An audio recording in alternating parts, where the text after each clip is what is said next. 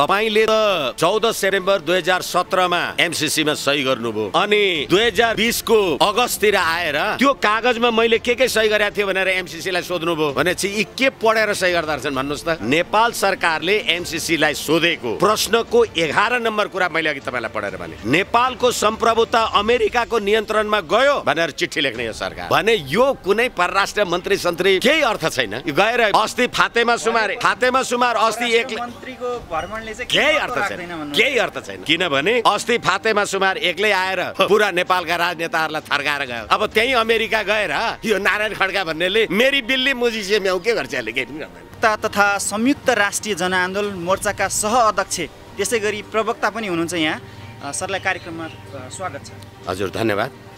अब जसरी विभिन्न मोर्चा तथा दलहरूबाट जनता चाहिँ आक्रान्त अथवा आजित भइरहेको अवस्थामा संयुक्त राष्ट्रिय जनआन्दोलन मोर्चालाई नै जनताले विश्वास गर्ने आधार चाहिँ के छ? साह्रै राम्रो प्रश्न राख्नुभयो किनभने संयुक्त राष्ट्रिय जनआन्दोलन मोर्चा 62-63 को आन्दोलन पछि यो देशमा गणतन्त्र कार्यान्वयन गर्यौं भनेको यो 15 वर्षको अवधिमा नेपाली जनताको सुख शान्ति समृद्धि हासिल गर्ने प्राप्त गर्ने त कुरै छोड्दिनुस्। नेपाली जनताको राजकीय सत्ता र सम्प्रभु सत्ताको विरुद्धमा मैले धेरै ठाउँ भनेको छु। अहिले अमेरिकासँग भएको एउटा मिलेनियम च्यालेन्ज कम्प्याक्ट को बारेमा यो देशको सरकारले अमेरिकाको नीति र कानुनको बर्खिलाफ नेपालमा काम कार्यवाही गर्यो भयो भने भन्ने प्रश्नले नेपालको सम्प्रभुता अमेरिकाको नियन्त्रणमा गयो भनेर यो देशको सरकारले म आम संचारको मान्छे तपाईहरु पनि नेपाली होला भन्दैछु सरकारले एमसीसी लाई सोध्दैछ अमेरिकालाई तपाई राष्ट्रियता रह्यो नेपालको राष्ट्रियता रह्यो तपाईको देशको सरकारले नेपालको सम्प्रभुता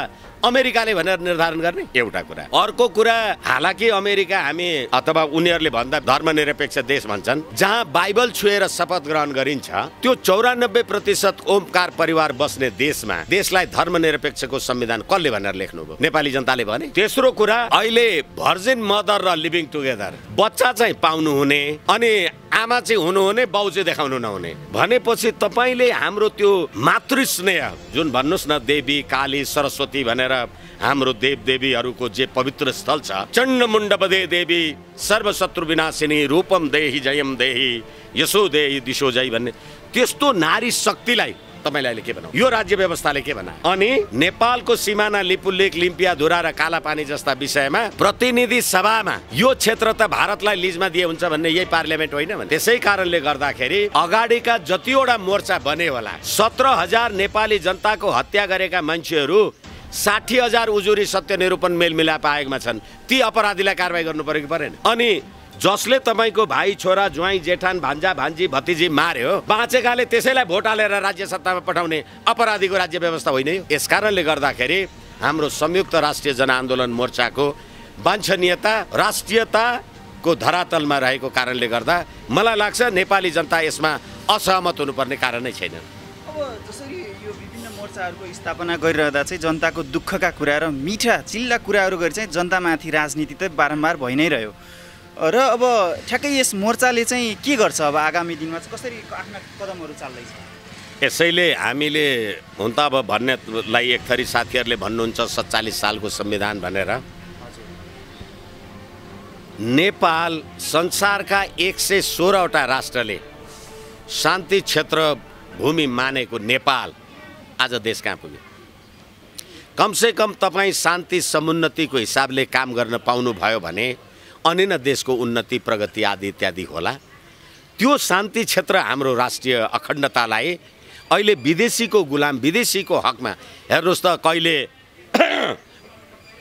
उत्तरमा लोलुङजुङ हिमालतिर सिमाना मिचिएको छ अनि कहिले दक्षिणमा भारतले सिमाना मिचेको छ।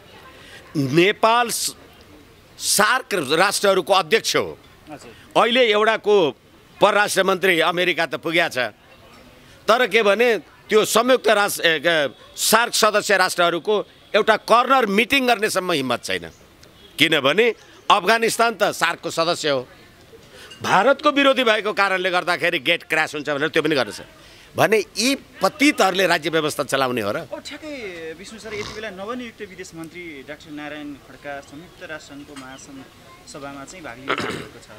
अब ठ्याक्कै एमसीसीको विषयमा भेटघाट हुने सम्भावनालाई नकार्न सकिन्छ कि भनेपछि भ्रमण चाहिँ औचित्यपूर्ण छैन भन्नुहुन्छ तपाईँ? अब नेपाली जनता करतिर तिनीहरूलाई ट्याक्स तिरेर नमस्ते गरेर बस, अरू काम छैन। यति बेला नारायण हिटी सङ्ग्रहालयमा राखिएको तत्कालीन राजाको श्रीपेट चोर्न खोज्नेदेखि लिएर वर्तमान राजनीतिलाई थोरै निहाल्नु दिनुहोस् न। के भन्नुहुन्छ अहिले त्यो श्रीपेट चाहिँ किन मन परेछ भन्नुहोस् त भने, राजाले नेपाली जनताको नासो नेपाली जनतालाई सुम्पिए भने ज्ञानेन्द्रले, हजुर, भनेपछि श्रीपेच आफू खुसी नहुने रहेछ नि, नेपाली जनताले मन्जुर गरेपछि हुने रहेछ। यसै कारणले गर्दाखेरि नेपाली जनताको सम्प्रभु सत्ता र राजकीय सत्ता भनेको त्यो सम्प्रभु सत्ता जहिले अखण्डित र अविभाज्य रहन्छ। अब ठिकै छ, एउटा कुनै मुकुट टोपी के बनाउनु भयो होला त्यसलाई सिम्बलाइज गर्नका लागि, त्यति एउटा संरक्षण गर्न नसक्नेले देशको राष्ट्रियताको संरक्षण कसरी गर्ला तपाईँ मलाई भन्नुहोस् त। यही शेरबहादुर देउवा होइन 2017 मा बुढी गण्डकीको गेजुवा प्रोजेक्टबाट चीनलाई हटाएर भारतलाई जिम्मा लगाउने, अनि अहिले यही शेरबहादुर देउवा आएपछि अनि एमसीसी को कुरालाई गतिविधि राखेर अनि फतेमा सुमारलाई यहाँ बोलाउने होइन। त्यसैले चिनियाहरूको कथन छ, अब तपाईँहरूले हेर्नुभयो भएन, आफ्नो ठाउँमा छ। अमेरिकीहरूले नेपालका मन्त्री, प्रधानमन्त्री, राजदूत, यो भ्रष्ट कर्मचारीहरू, ललिता निवासहरूलाई आफ्नो काबुमा लिन सक्दो रहेछ, तर 3 करोड नेपाली जनतालाई लिन सक्दो रहेछ भन्ने भर्खर एउटा चाइनिज आर्टिकल प्रकाशित भएको छ। त्यसकारण नेपाली जनताको राजकीय सत्ता र सम्प्रभु सत्ताका लागि यी मुकुट चोर्नेहरूलाई समेत बन्दोबस्त गर्न नसक्ने यो राज्य प्रणाली कामै छैन। अब ठ्याक्कै यति बेला विदेश भ्रमणको कुरा आइरहँदा चाहिँ देशको आन्तरिक स्थिति त अब भाँडभैलो नै छ, यति बेला बिग्रिँदै गएको पनि छ र देउवाको विदेश भ्रमण पनि तय भएको छ स्कटल्यान्ड। अब यसलाई कसरी लिनुहुन्छ?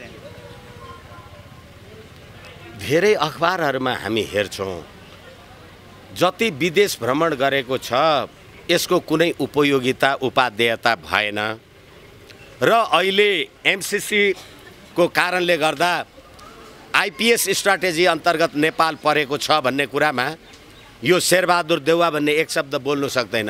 अब त्यो स्कटल्यान्ड गए पनि फिनल्यान्ड गए पनि के अर्थ भयो भने, त्यसैले नेपाल एसियाका सशक्त शक्ति राष्ट्रहरू चीन र भारतको बीचमा रहेको नेपालको असंलग्न परराष्ट्र नीतिलाई म्यानेज गर्न नसक्नेहरूले संसार तपाईँ जहाँसुकै घुम्नुहोस्, के अर्थ छ र? हस् विष्णु सर, यहाँलाई आजको प्रस्तुतिमा धेरै धेरै धन्यवाद। हस्, धन्यवाद, नमस्कार। देशमा भ्रष्टाचारको अतुल्य कम्प्यारेबल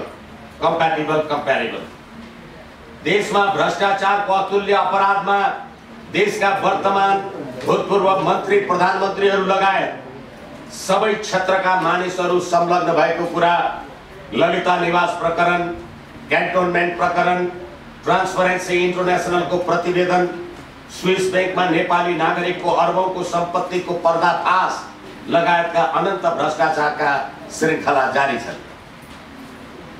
न्यायपालिकामा भ्रष्टाचार चरमचुलीमा छ।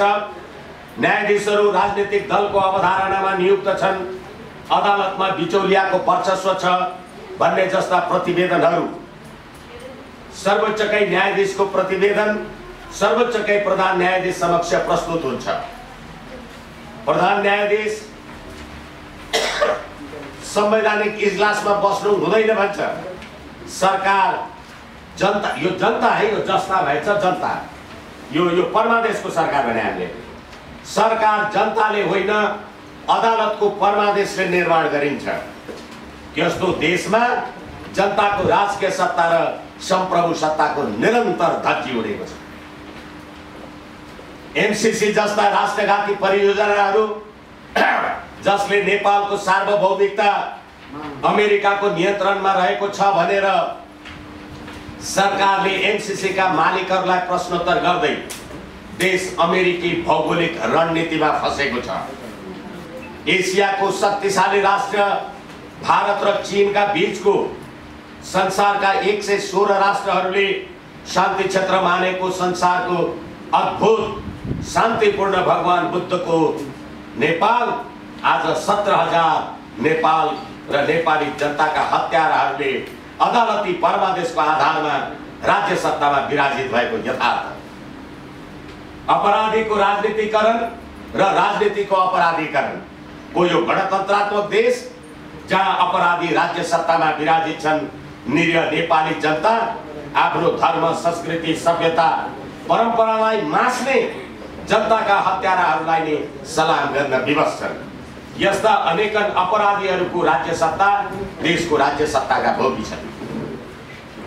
उल्लेखित वास्तविकता र वाञ्छनीयतालाई महसुस गर्दै नेपाललाई संवैधानिक राज संस्था हिन्दू राष्ट्र अखण्ड नेपाल पुनर्स्थापना गर्न यो संयुक्त राष्ट्रिय जनआन्दोलन हिन्दू राज्य जनआन्दोलन यो संयुक्त राष्ट्रिय जनआन्दोलन मोर्चाको गठन गरिएको छ। यो मोर्चा निरन्तर रूपमा आफ्नो उद्देश्यमा क्रियाशील रहेको छ, रहनेछ। यो मोर्चाद्वारा आयोजित विरोध, विशाल जनप्रदर्शन सभा, कार्यक्रममा निम्न मिति र समयमा उपस्थित भइदिन हुन पनि हामी आम पत्रकार जगत समक्ष समेत हार्दिक विनम्रताका साथ आह्वान पनि गर्दछौँ। कार्यक्रम मिति 2078 साल असोज 11 गते, समय दिनको 11:15 बजे, स्थान भृकुटी मण्डप, जुलुस प्रस्थान भृकुटी मण्डपबाट बसन्तपुर, हनुमान ढोका। प्रार्थी तारानाथ मैटेल, अध्यक्ष संयुक्त राष्ट्रिय जनआन्दोलन मोर्चा 2078 काठमाडौँ। धन्यवाद।